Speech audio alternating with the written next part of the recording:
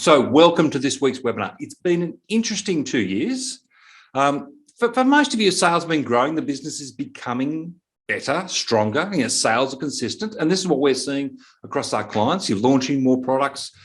Your businesses are profitable. And you've been putting a lot of work into your business, but there doesn't seem to be any cash to pay yourselves a salary. There's no free cash flow or surplus cash. So that's what we're going to talk about today, is how to generate more free cash for your business. And over the last 7 days, 7 years ago, over the last 7 years, you could run a pretty inefficient business and still do pretty well on Amazon. In the early days, you could basically just get anything and send it to Amazon and you do really well. Since then, competition's increased and there's still great opportunities and the ability to earn great money. Over the last 2 years, really the issue is about actually just getting your product into Amazon. I think over the next 2 years, it's about making your Amazon business really efficient. And that's going to be the difference. That's going to be the difference for all Amazon businesses. The ones who are going to succeed are the ones who are really efficient. Now, our Amazon business has basically doubled in sales every year. So last year, kind of about a 70% increase, not 100%, but our profits and cash flow got smashed. So kind of having a look at that for ourselves and looking at how we can improve things along the way. So what's happened over the last 2 years? Well, the first one has been inventory restrictions. That's affected everyone, big and small. So that's basically your ASIN limits as well as your inventory storage limits. Most people didn't get hit with the inventory storage limits, but everyone got hit with the inventory limits. The ASIN restock limits really caused a great problem, especially seeing it wasn't consistent. Amazon were changing it all the way along. By the time you got down to fourth quarter, it was kind of about 6 weeks, less. It was about 4 weeks worth of stock. And if you couldn't get it in, your stock started to reduce further and further. So people got really caught out last year on having the wrong mix of products in Amazon. So they had too much of a product that wasn't selling well enough. Other thing that affected was freight delays. So we went from sending freight basically straight into Amazon, and we went to just even getting a container last year, let alone the additional cost for getting to, and then getting it delayed at LA or wherever it happened to be. I mean, we sent stock into Europe, and it basically we had it ready in January, February. They finished production in January. We didn't get it into Amazon till September. So just horrid. The other thing we need is suddenly everyone needed 3PLs. So because Amazon weren't allowing you to send in all your stocks, they had to send it into 3PLs. Then there was the delay in sending it into the 3PLs. We got stuck Christmas last year, the year before, where Amazon just had a whole bunch of our stock. We just couldn't get it in for 6 weeks. We missed basically all of Christmas, all of November, and basically 2 weeks of December 2 years ago. Really painful. So then the inability to send it directly into Amazon. So a couple of years ago, you just send it straight into Amazon, really effective. So we had increased competition. We had increased PPC costs. So what we saw across the board is profit margins dropped from 25 to 30%. So that was something you could easily get before, to 15 to 20%. We're seeing very few businesses that are over 20% these days. And most of them are kind of in that, 15 to 20. Inventory holdings have increased. So that's mainly what we're going to talk about today is inventory. And so your inventory holdings have increased. So rather than holding, maybe 120 days worth of stock, we'll talk about that, to 365 days worth of stock.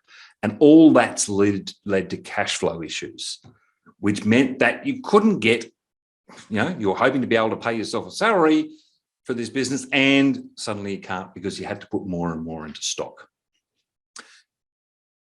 So there's always this difficult balancing act between cash flow and growth. Your limit on growth is always cash flow. You know? And the other thing we see on the Amazon business is this, Amazon space rather, is this push focus on growing really quick. You know, we've got this race, you know, the pressure to be the biggest, fastest, most successful. Now, that race doesn't have to be you. You don't have to be in that race. You can decide whatever race you're going to be in, but you don't have to play everyone else's race. You probably should have a look at why you got into this business to begin with. Now, I've been talking to Amazon clients for a long time now, and for most of you, it wasn't to get in to earn millions. You know, it was to replace your job or to make your mortgage repayments easier, to make things easier for yourself, a bit more financial freedom. You know, some people had tried other things like property and everything else, and it was, you know, it was a bit hard to get into. This seemed pretty good. So in Australia, the top household income, well, if your household income is $222,000, it puts you in the top 10% of all Australians. $354,000 puts you in the top 5%. The top 1% is about $896,000 a year. So your Amazon business can easily put you in the top 10%. And actually, the top 5% is not far away. But how do we do that? I mean, I've got a lot of clients who are actually earning, you know, have great sales, but they can't actually pull money out of their business. So that's what we're going to talk about today is how can we get that money out of our business? So the other thing to remember is profits are not equal to free cash flow. So free cash flow is that money you've got available to put in your pocket. So surplus cash. In a stable business or, you know, other types of businesses, you know, if you're running a consultancy or something like that, you know, your profits probably pretty close to equal your cash flows. But in an Amazon business, especially in a growing Amazon business, profits don't equal cash flows. So the first thing we're going to talk about today is this concept, you know, the accounting concept, accounting ratio effectively, which is inventory days, which is your inventory at cost divided by the cost of the product sold. So if we talk about Amazon, we talk about cost of your gross profit and cost of goods sold. Sometimes that is inclusive of your Amazon fees, your FBA fees, etc. But if we want to come back to it, we're just looking at that cost of the product itself, okay, and the freight, of course. So we want to, the ratio is your value of your inventory at cost at any one time, and you can, you know, we'll look at how we can do this, and divided by the cost of products sold times 365 equals the number of days of inventory on hand. Okay, so if you've got, you know, 365 days of inventory, well, that means you've got a year's worth of stock available for sale. The object is, in all businesses, is to reduce this along the way. Now, Amazon businesses are quite simple because this is the major formula we've got. If you had another business, you've probably got debtors days and creditors days in there, so you end up with working capital ratios and what you need to do there. In an Amazon business, it's really just about inventory. You know, we've got, there is, you know, debtors days, but it's basically only 2 weeks. 2 weeks plus 3 days being the Amazon amount. So relatively simple. So an Amazon business, we're just talking about inventory. So let's look at what's happened over the last 2 years. So in the beginning, we're going to have, okay, we place a deposit for your production. 30 days, it's basically made. 30 days freight, if we sent it sea freight. Amazon receiving would be about 7 days. And then we'd have, minimum stock level at Amazon would try and keep about 30 days. Debbie's just asked, can you explain more what cost of products sold means annually? So that is how the cost of your product, so easy, product cost times plus so landed product cost plus freight times the number of products units you've sold. So it's just that product cost for the year.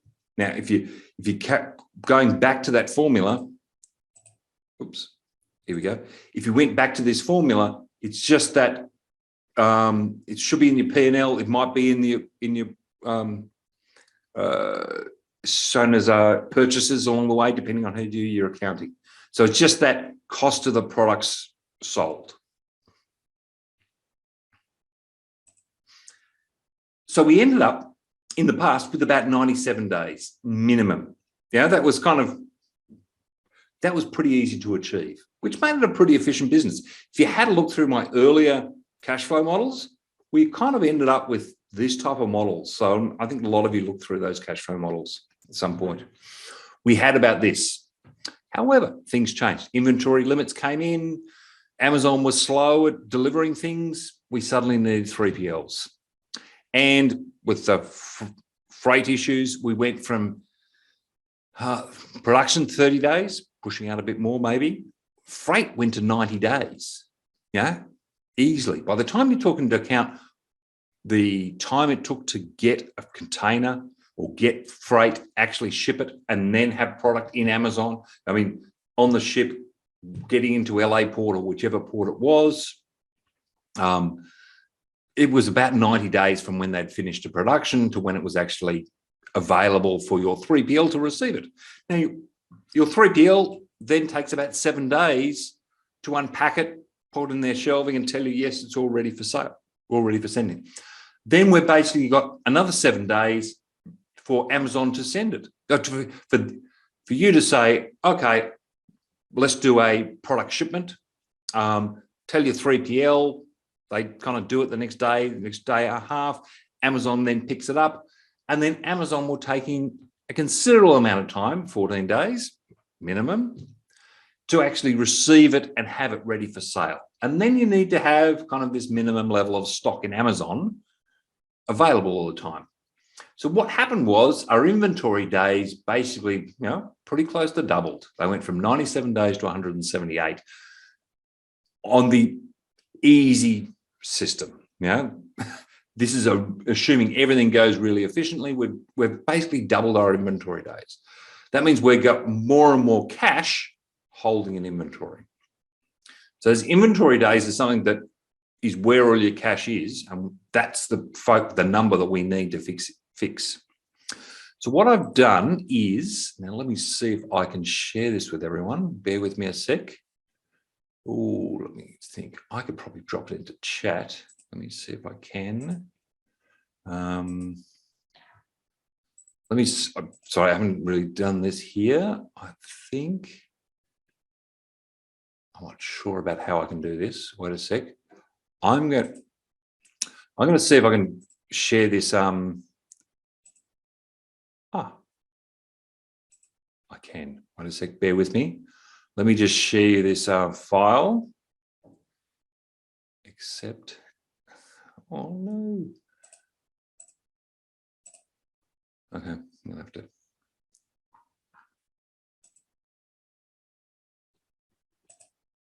Bear with me a sec. I'm trying to find it.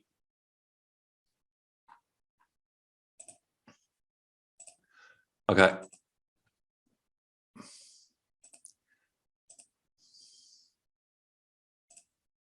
I'm just going to share this model, cash flow model with you. Nice and small. So everyone should get this. So this is just something you can work through along the way. And in the first instance, I've just developed just a simple model to show you how the process works in terms of cash flow and things. So these are our figures. So we've got sales of $2 million, okay? Profit of 307, 15%, okay? Our inventory this is at to December. So our inventory in December was $485,000 at cost, okay? So in terms of these ratios, our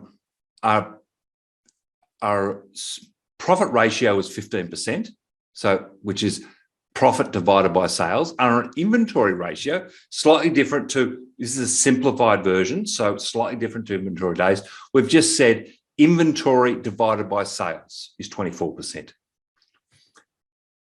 So let's look what happens if we say, okay, look, we want to do $400,000 $4 million in sales next year.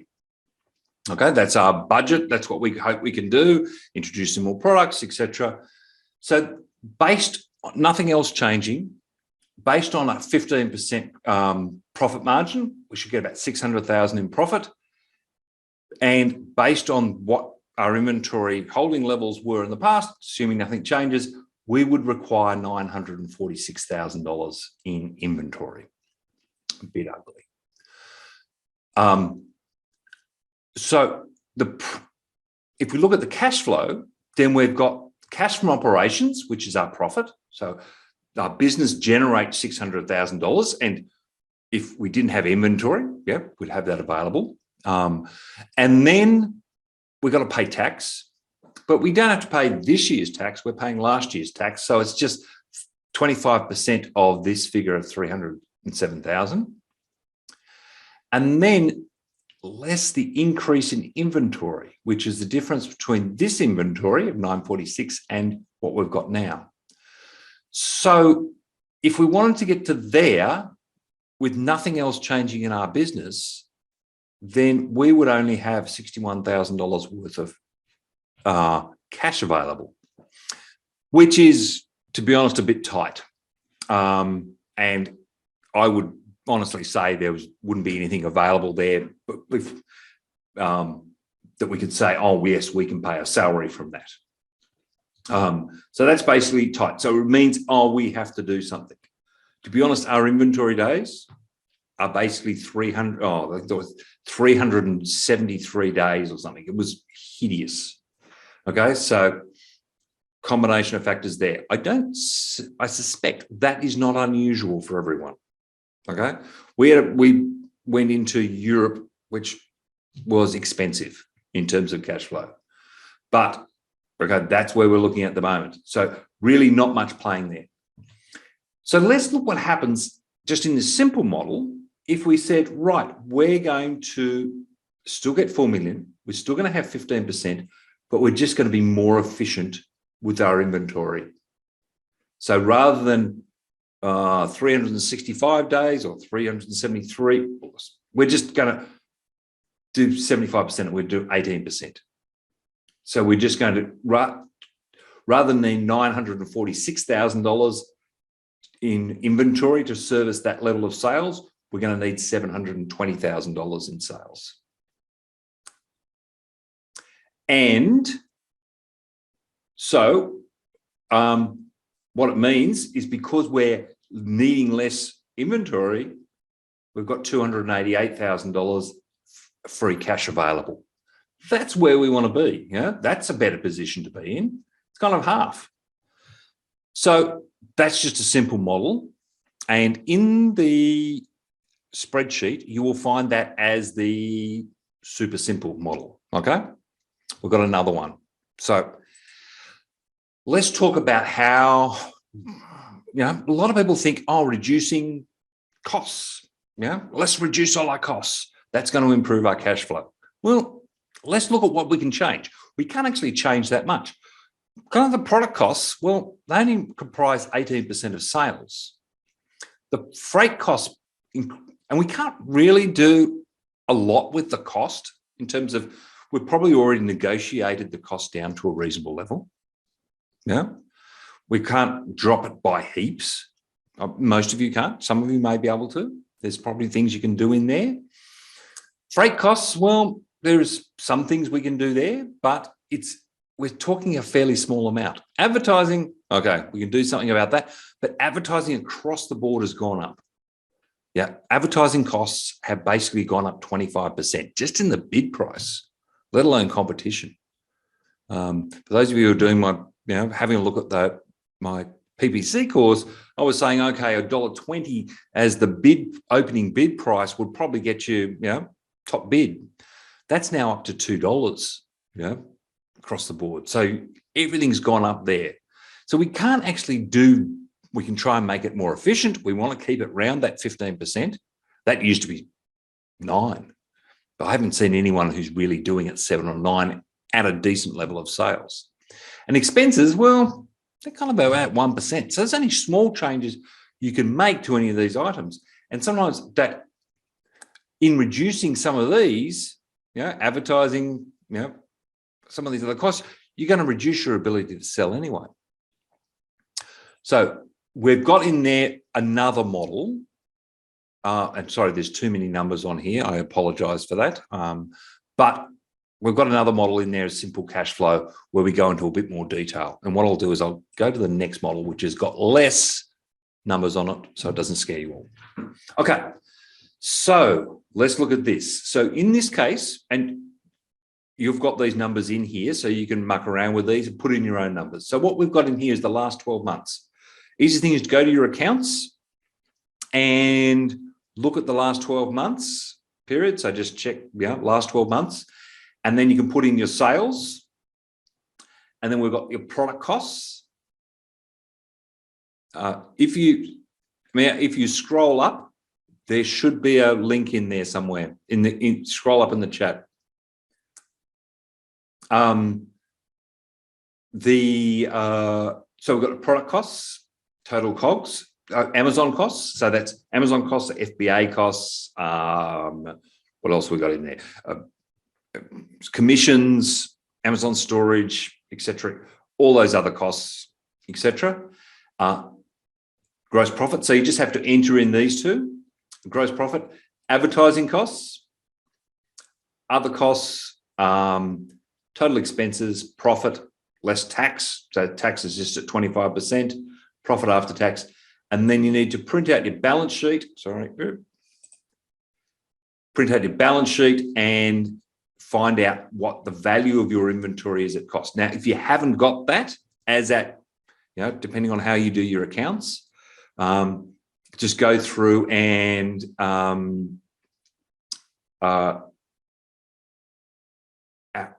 basically kind of recalculate it, but just at cost. A few people are having problems in finding that.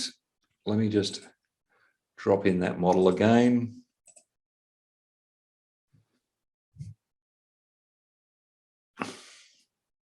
Okay. So then we've got a couple of ratios from here. Okay, so we've got so these ratios are just based on this figure here. So they're just basically 22%, 22%. So it's 450 divided by this figure. Okay, so we've just got these ratios along here, and tax is equal to the tax on the previous year. So then we can then say, we can change some of these numbers around. Okay, so these numbers link back into here. So 400,000 times 22% is equal to this figure. Okay, so you can change this figure here and any of these percentages along the way.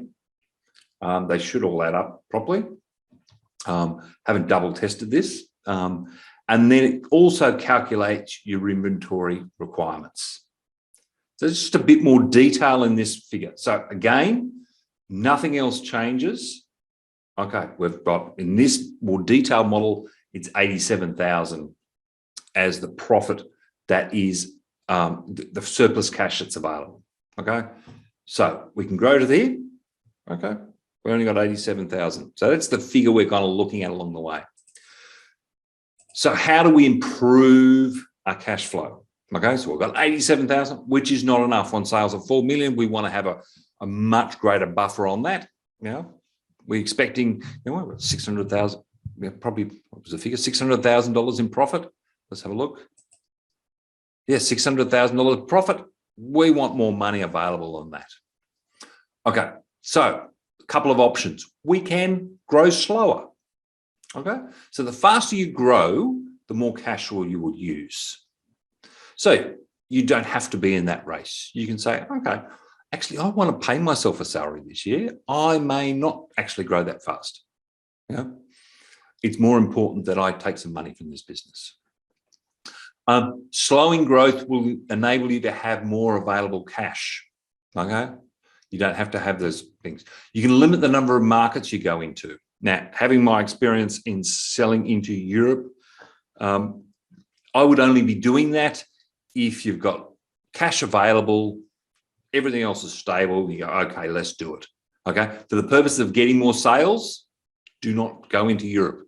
Okay, just concentrate, either go into Europe and don't go into the US, or just go into the US. But I think going into the US for most of you and staying there is probably the best option until you've got everything stable. Now, don't forget, we've been running this Amazon business for a few years now.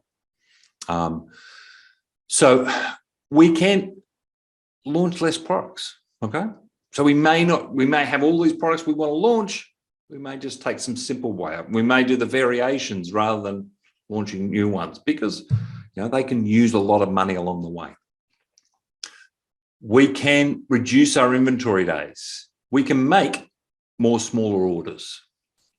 We can use better stock management, so we're not overstocked in one particular thing. That's what caught out a lot of people this year. They had too much of one particular product in there, and it just killed their inventory. They just couldn't restock properly. Okay. So that was a problem for a lot of people. So we can say, okay, we're going to be a bit better, and we can send directly to Amazon. So what we're doing this year, our inventory days are horrible. So what we're going to do for the US anyway is, rather than do an order and fill a container each time, which is the cheapest option, we are going to basically do an order every month and send it by less container order. A container for us will probably last about 3 months. So what I'm going to do is negotiate with the supplier that, yes, I will buy, I agree to buy this much. I may pay the deposit on 3 months worth, but I want that delivered over monthly. And we will change that level of order around each time. So what it will mean, we will be paying more in inventory fees, in freight costs, but we'll have the opportunity to send it directly into Amazon. I mean, our Amazon limits have gone up significantly, and we'll have the 3PLs available as a backup. So we're basically going to try and get rid of that 3PL. That's going to take 30 to 60 days out of the process by not having a 3PL in there. And you can lower costs, but lowering costs in itself doesn't really, you're looking to reduce, basically you see if you can negotiate these volume discounts on more frequent orders. If you're trying to get a volume discount and reduce your costs that way, because that's the only real cost you've got, that and advertising are your only two costs really that you've got any control over. So if you're going to get a volume discount for something, then you might have to negotiate it over a longer period of time, but not having it, oh my goodness, I'm going to deliver so much stock every time. 3 or 4 months worth, 6 months worth, whatever it happens to be. Okay. So, let's look at the couple of examples here in terms of how this works. So, last 12 months here. This is the option we saw before, 87,000. We're just going to grow it to 4 million. Okay, let's see what happens. We grow it. We say, let's do 5 million this year. We've got these hot products. We're really going to make it work. We've got the special system, whatever it happens to be. Okay, we're going to go for 5 million. Well, you can see here, nothing else changes. The only things we've changed in the yellow here.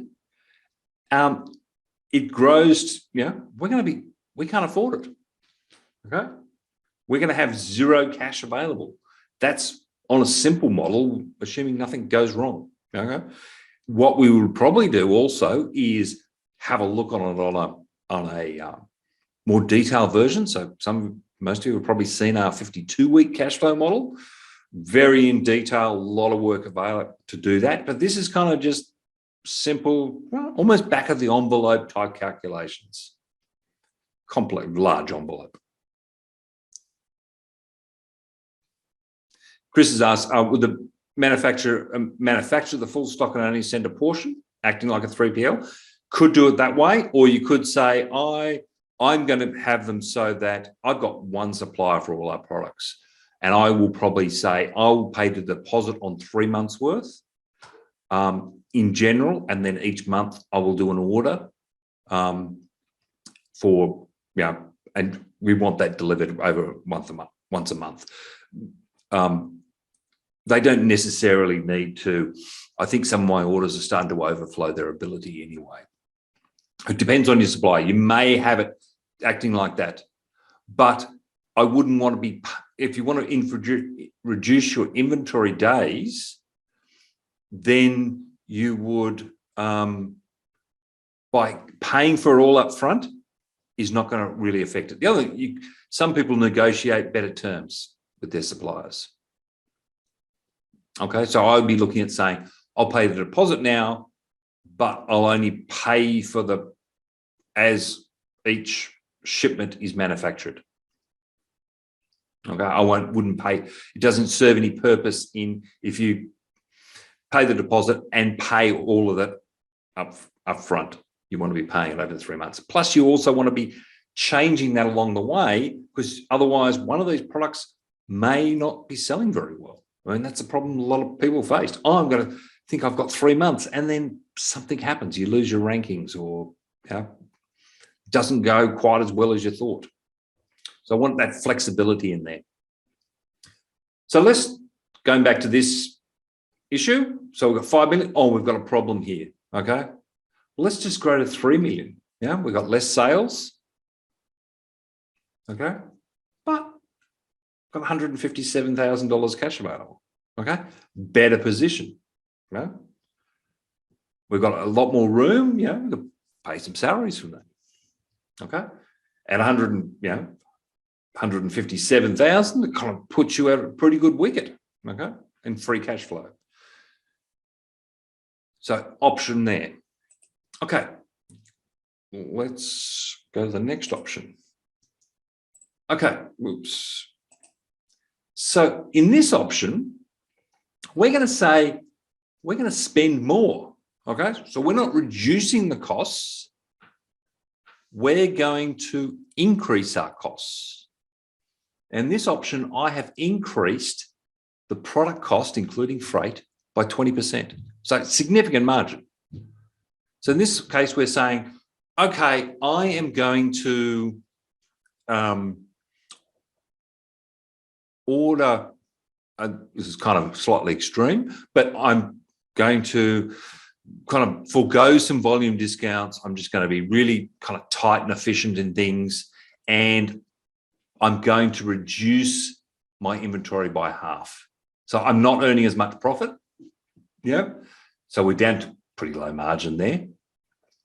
But just as an example, we can see that by increasing our costs and reducing our inventory days, we've increased the cash available from 87,000 to 314,000. So we're making less money, but we've got more cash available. In this type of model, the next year becomes a bit trickier to grow again, but because you don't have that, you could do the next year and at the same level of sales, and you'd still get another $300,000 out, $400,000 out of it. Okay, except for the tax will come and bite you a little bit more. So, yeah. Okay, so in this example, we have spent more, but we've got more cash. Okay, so actually having that issue of increasing your costs is not necessarily bad if you've got a plan for how that's going to be achieved. Increasing your costs without halving your inventory days, okay, that's going to be a problem. That's going to hurt. But if you offset one with the other, okay, can create a better situation. Let's look at this case where we don't change any of the costs, okay? We just keep everything the same. We've still got inventory advertising in here at 17%. Horrid. We can do something with that. Maybe. Let's see what happens next year. Last year we spent a lot of time fighting competition, which we did through advertising. We ended up kind of 100. For those of you unaware, our products were selling very well, kind of top 500 of the category, overall category. We ended up with hundreds of competitors selling the same product, and we kind of like to sell our product about $25. They came in at basically $7.99 to $9.99 and heaps of them. Yeah, but they didn't. Yeah. So what we had to do, and what my other competitors did, is we just took all the space. So basically, we bought all the space along the way, and my competitors did the same thing. So they just didn't have a chance to get in the advertising space. So they just didn't have any. No one let them into the front page and advertising. Expensive, $4 more off. Most of them are gone because their models just couldn't withstand it. The cash flow just didn't work out. So, but going back to this one, all we're doing in this model is changing it from 393 days down to 256. Now, if we went back to that original example, okay, we looked at this one being 178 days and this efficient model being at 97 days. So in this case, let's keep on going back there. We're going to 256 days. So it's still not super efficient, but we've reduced it significantly and the cash available increases significantly. That's what we've got to do this year. That's what everyone should be doing this year. So the key takeaway for this year is inventory management, okay? Reducing your inventory days. Everyone is in the same boat as you. Everyone has had exactly the same issues. And if you're slightly inefficient, all those people who are selling at low prices, I haven't suggested you lower your price at any point here, they're all in the same position, except if they're selling at a lower price, they're in an even worse position. So the successful sellers this year were the ones that are most efficient with their inventory. They're the ones who are going to succeed. And you have to be flexible because Amazon could change the rules in relation to inventory again. So you make sure you have enough inventory to cover sales and sales growth, but not too much and in the right balance.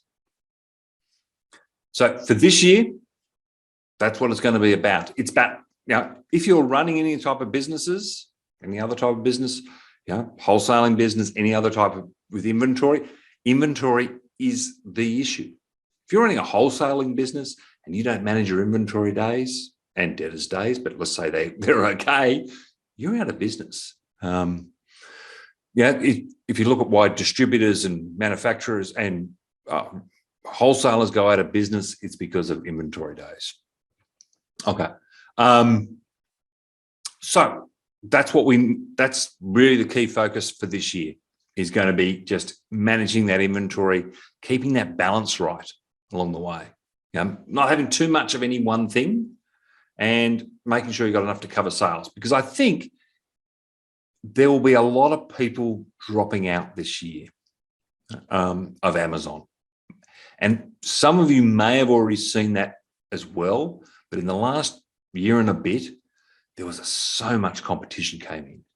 And I think Amazon actually got flooded with all these people coming in with all this stock. And it seems to be that it's actually behaving itself quite nicely now. And a lot of those other competitors, the cheap ones have disappeared. I'd love to hear your opinion on that. Okay, questions.